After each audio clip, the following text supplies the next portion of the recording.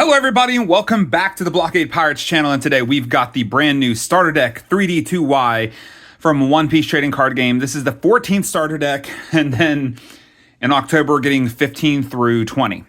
But today we're going to unbox one of the starter decks, and then afterwards I'm going to showcase you all a build that I've put together of some cards, and including this starter deck with other cards to kind of give you an idea of how this deck could be built and what a competitive version of this might look like. So let's go ahead and open it.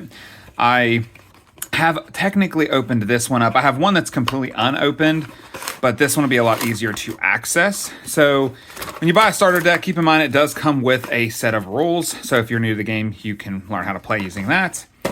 And of course, it comes with a starter deck with a Tendon, which is helpful. Basically, buying a starter deck gets you an entire deck so you can start playing the game right out of the box. So to start off with, guys, let's go over the leader for this deck, which is the Monkey D. Luffy card. With 1 dot on him, all of your characters gain 1 cost. If you have a character with a cost of 8 or more, this leader gains 1,000 power, meaning that on your opponent's turn, this can be a 6k leader if you have an 8 cost character on board. So that is what he does. Pretty good leader, honestly, for the fact that just having an 8 cost on board nets you this immediate 1k power on your opponent's turn. And of course, it means it's a 7k swing automatically. So that's the leader. And then as we said before, the deck does come with, comes with 10 Dawn. So if you're interested in playing the game, you've got your 10 Dawn to play. But here is what comes in the deck itself. So it comes with 2 of the Synergies. It comes with 2 Namis. And I will go over some of what these cards do when I showcase the actual deck build at the end. I just kind of want to go over what's actually in the deck. You get 4 of the Usops. You get 4 Jinbeis. And all these cards are themed after the whole 3D2Y part of the story, where everyone's kind of separating for a couple of months and so on and so forth. So, but yeah, everything pretty much outside of that comes with 4 copies of each card outside of your super rares, which is typical of your starter decks. And you know, then of course you got these, just 2 of the Monkey D. Luffys, 4 of the Zoros, and then you get 2 of the Vent Gum Gum Giant Rifle. And then you get 2 of this card, Gum Gum Double 3 Sword Style Molten Jet 600 pound Phoenix Cannon. And 2 I Have My Crew, and 2,000 Sunnies. So a couple of different cards in here come with 2 of. So if you are looking to build this deck, you're going to want to buy 2 of them to kind of get a piece of everything, unless you just want to buy them singly. I, of course, just find it easier to buy 2 starter decks outright and just call it a day from there. Some starter decks are cheaper single, some are not. So as of right now, the point of this deck is to have big cost characters out on board. So characters like this, when it is on play, if you have a character with a cost of 6 or more, you can KO up to one of your opponent's characters with a cost of 5 or less. So he's going to be kind of like a KO character for you. This one's a blocker with an on play that if you have 6 or less cards in your hand and a character with a cost of 8 or more, you draw a card, and so on and so forth. So there's some combos, and there's a lot of like just vanilla cards in here as well, which isn't always a bad thing. You know, like I said, I love this Brook card, and it's a 5 cost for 7k, which isn't always a bad thing, to be honest. But yeah, so all the cards in this starter deck are pretty awesome. Kind of go around together out of the box. You can kind of do what this deck is intended to do. You can get pluses, you can do all your things. So out of the box, I think you can play this deck right away, but I want to showcase to you guys some upgrades I would put in the deck to try to make this deck even better. Now keep in mind, if you are a new player, this starter deck is not too bad to pick up, but if you are looking to play the black collar decks in One Piece, they are pretty expensive at times, and some of the cards that I will be showcasing in this deck are pretty pricey, and I'll go over some of that as well, of what cards are kind of pricey. If you want to just save some money, I can kind of give you some ideas of what cards are expensive for the deck. But let's jump into the actual deck profile using this opened box of Monkey D. Luffy starter deck 3D2Y. All right, so now that we've built the deck, it took me a little bit to get some stuff together for it. Obviously, for you guys, it was seconds. But so let's start off with the deck profile here after you guys saw the unboxing. We already stated about the Monkey D. Luffy leader. You put 1 Dawn on him, and then after you put the Dawn on him, he gets the ability that you can add +1 to all the cost of all your characters. And then this leader gets 1,000 if you have an 8 cost or more on the board. So this is something you're going to want to keep in mind. You want to try and get an 8 cost on board as quickly as you possibly can to get this to pop off. And you can do some things to get it to 8 costs, but you also have some 8 costs in here that's you're going to be searching out for as well. But that is the leader itself. But let's go ahead and jump into some stuff here for the deck. So we put in some EBO1 Brooks. I can't speak about how good. I don't think I can speak enough about how good this card truly is, because its on play effect is when it is on play and when it attacks. If you give to one of your opponents -1 cost during the turn, then you get one of your opponent's cost of 0. So if you can get this on board, you can get that pop off to work. Use some minus down cards and then just KO it. That's phenomenal. Not to mention, this card is a Straw Hat Pirate, so it gets the +1 to the cost for this no matter what, but then it also works with your stage as well. So then you make it a 5 cost on board, a little bit harder to remove with some removal effects in the game, and then not to mention your KOing stuff. So I think that's an awesome card. Also just love that alt art so much. But that is the first card in the deck, one of our first KOers in the deck. Then of course we're running the old trusty OPO2 Kuzan. This card's just phenomenal. On play, you draw a card, and then when you attack with it, you can -4. And thanks to the Dawn being on Monkey D. Luffy, this becomes a 5 cost, which makes it harder to kill for like some of those 4 cost effect KO things, but it's not impossible to kill. And also until red purple Law is gone, this is basically going to get removed immediately. But thankfully that is getting out of the meta soon, and hopefully this could be a little bit more consistent there. I will say this deck is also going to get hit just like other decks. You can't really compete. This is more of a jank deck in my opinion. It may win some tournaments here and there and have some good matchups, but in the grand scheme of things, I think this is still one of those like jank, local play style decks. Of course, we have Suru. This is an on play, give a character -2 to their cost. This is a 2K counter for, when you need it, and it's also a minus reducer when you need it, because it is black, so we're still going to be doing some cost minusing to try and KO the board, but we're going to be doing a lot more than just that in this deck. Then, of course, we've got Borsalino. I think this card's just, again, too good to be, not put in black decks for the most part. I know for a few decks that here and there you don't necessarily need them, but I think Borsalino does really well in this deck because there are cards now that just say trash a 4 cost, like the Brook card and a future card coming out soon for the Blackbeard pirate stuff. And I just think that this right here, the Borsalino, is just too phenomenal.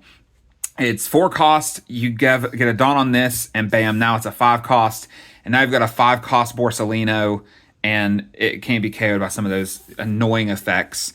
Even the Luffy's in life and stuff like that. It still gets hit by the Namis, but you still have some survivability there. Plus, it's just it can be KO'd by effects.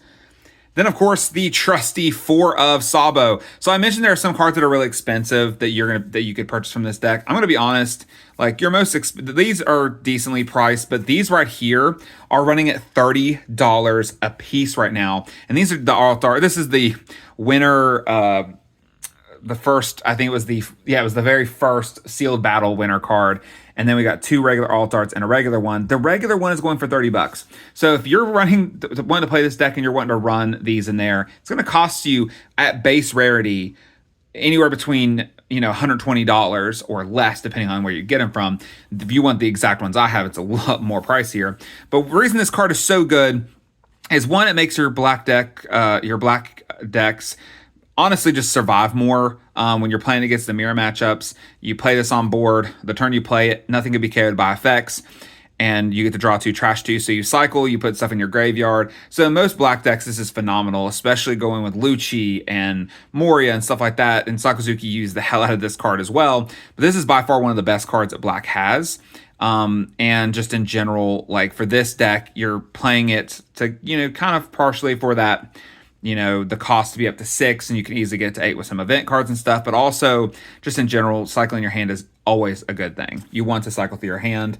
And of course, if you're playing against other black decks, you can keep from being KO'd if you can play this on board. I'm also running 4 Borsalinos, and I'm going to go ahead and do this while I'm at it. I'm also running 4 of the one-legged toy soldier. So part of the reason I'm running 4 of the Borsalino, it's a 2K and a blocker if need be. And the reason I'm running the one-toed soldier is I can play it on board on my first turn if I don't have anything else to play out. And I've already got something on board that I can trash and KO, minus cost to something and kind of do what I need to do.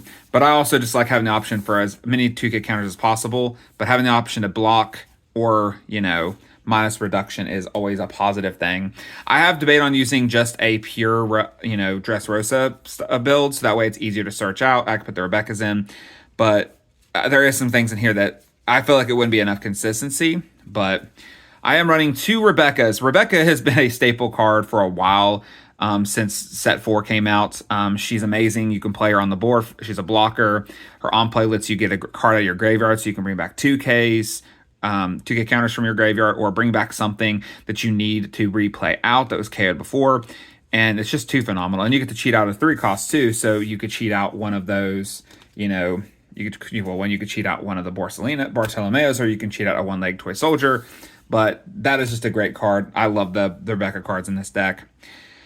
And of course, one of my favorite cards in the deck, honestly, is this Sabo. You on your 10 Dawn turn, you put a Dawn on Luffy. You play this out. Now you got your 6K leader for the turn, going into your opponent's turn, and then this right here gets to KO 2 big boys on board by just trashing a card from hand. I'm only running 3 at the moment. I may jump this up to 4, but right now I think 3 is a suitable choice. I may end up playing around with it and move it up to 4 and take out something else. But this right here is such a good card. And also, that alt art is so beautiful.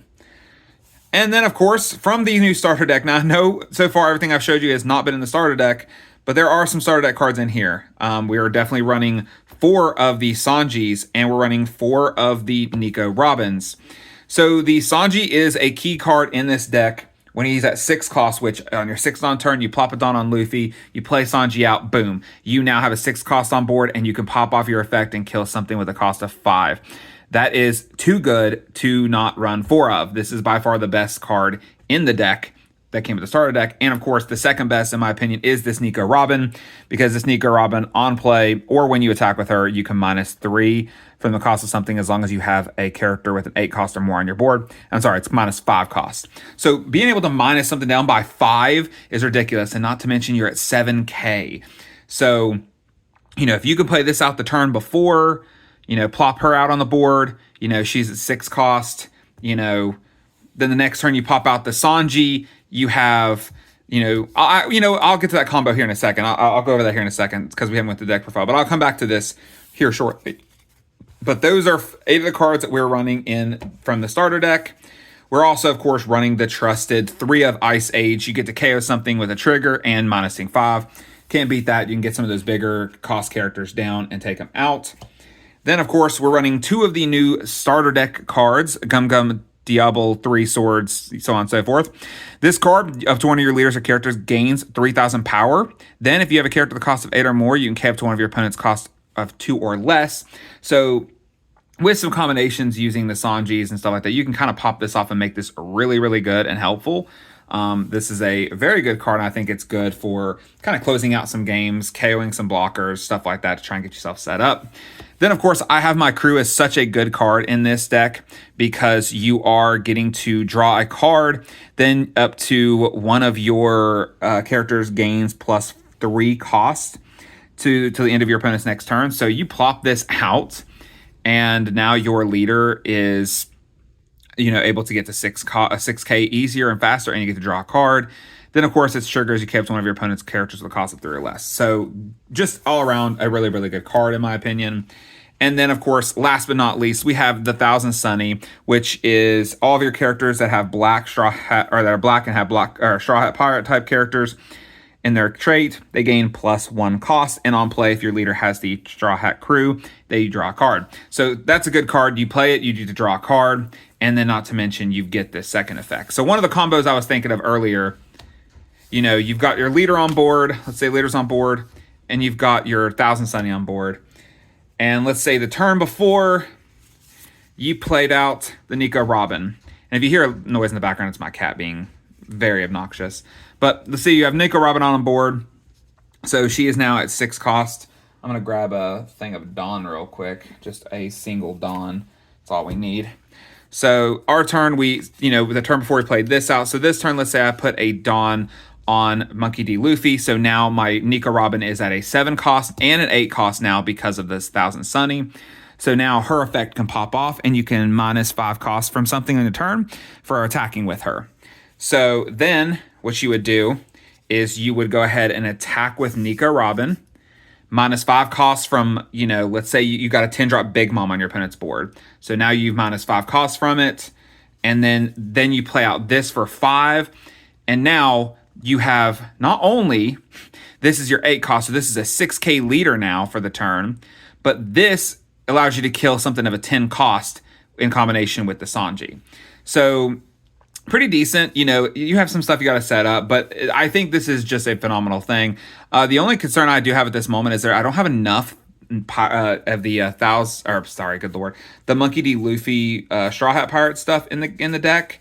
I mean, I am running the Brooks and what you see in front of me, so I'm a little concerned that I'm not going to get the value off of the 1000 Sunny as much as I need to. So I may play around with some changes here and there to maybe add some more of the Straw Hat Pirates.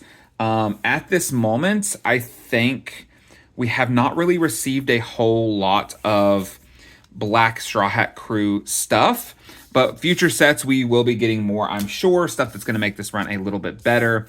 But I do think that in general, this deck is a lot of fun and has some potential.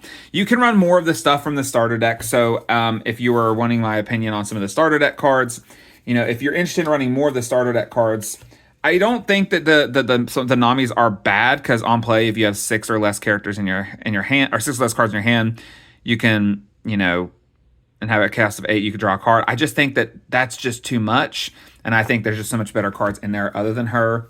The other event card isn't bad, but then again, if you don't have an 8 cost, then this is a dead card in hand, so I don't like that.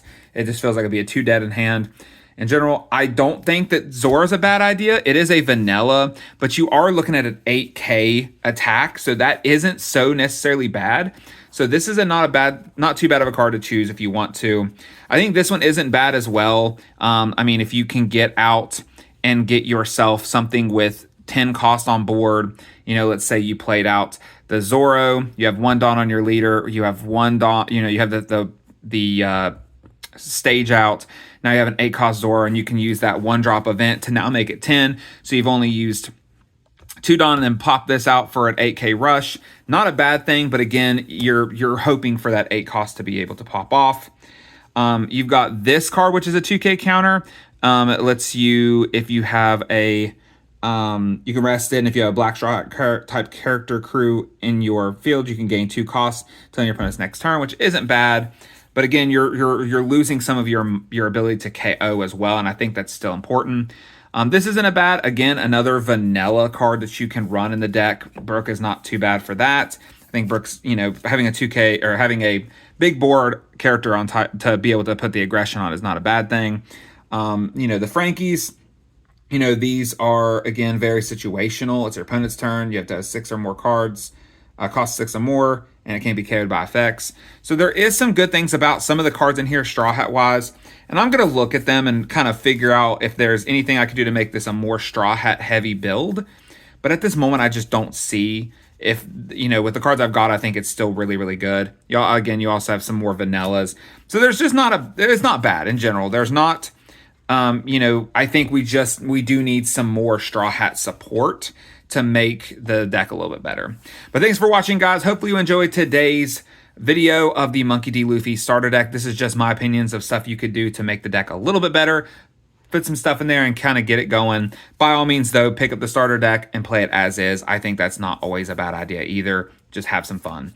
But thanks for watching, guys. Check out some more content. September is going to be a big month here for the channel because we've got so many card games coming out with new cards. Digimon's got a new set. One Piece has a new set coming out. We have starter decks coming up in October. So come back, check out the channel. We got more unboxings, more deck profiles, and more gameplay for you guys. Thanks for watching, and we'll see you next time.